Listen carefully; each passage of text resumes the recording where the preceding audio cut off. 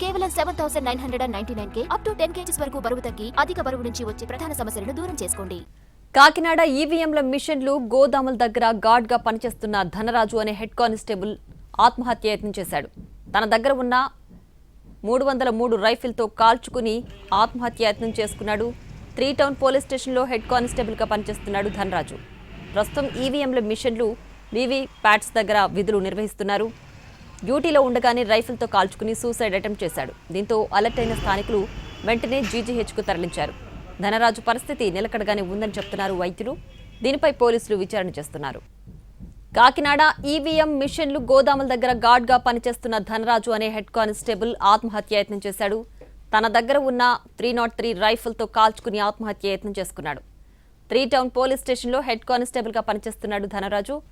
ప్రస్తుతం ఈవీఎం మిషన్లు వీవీప్యాట్ దగ్గర విధులు నిర్వహిస్తున్నారు. డ్యూటీలో ఉండగానే రైఫిల్తో కాల్చుకుని సూసైడ్ అటెంప్ట్ చేశాడు. దీంతో అలర్ట్ అయిన స్థానికులు వెంటనే జీజీహెచ్కు తరలించారు. ధనరాజు పరిస్థితి నిలకడగానే ఉందని చెప్తున్నారు వైద్యులు. దీనిపై పోలీసులు విచారణ చేస్తున్నారు.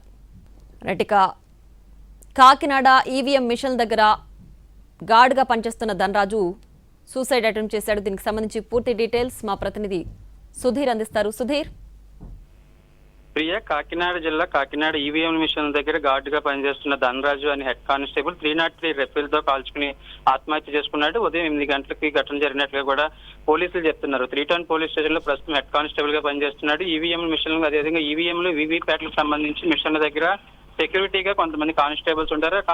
దానికి సంబంధించి ఇక్కడ విధులు నిర్వహిస్తున్నట్టు తెలుస్తుంది. ప్రస్తుతం కుటుంబంలో ఏమైనా విభేదాలు ఉన్నాయా అనే కోణంలో పోలీసులు విచారణ చేస్తున్నారు. దానికి అనుగుణంగా ప్రస్తుతం అతను కాకినాడ జీజీహెచ్లో చికిత్స పొందుతున్నాడు. అతని కండిషన్ కూడా స్టేబుల్ గానే ఉన్నట్లుగా కూడా వైద్యులు చెప్తున్నారు. దీనికి సంబంధించి పోలీసులు విచారణ చేస్తున్నారు. మరొక వైపు అక్కడ ఏదైతే ఈవీఎంల గోదాం దగ్గరే బుల్లెట్లు, అదేవిధంగా రైఫిల్ పడి ఉంది. దానికి సంబంధించి కూడా ఆధారాలు సేకరిస్తున్నారు. అసలు ఏమైంది, సూసైడ్ అటెంప్ట్ గల కారణాలు ఏంటి, ఇక్కడికి వచ్చేందుకు ఈ విధంగా ప్రవర్తించాడని కూడా పోలీసులు పూర్తిస్థాయిలో విచారణ చేస్తున్నారు. Priya. Right Sudheer, thanks for the updates.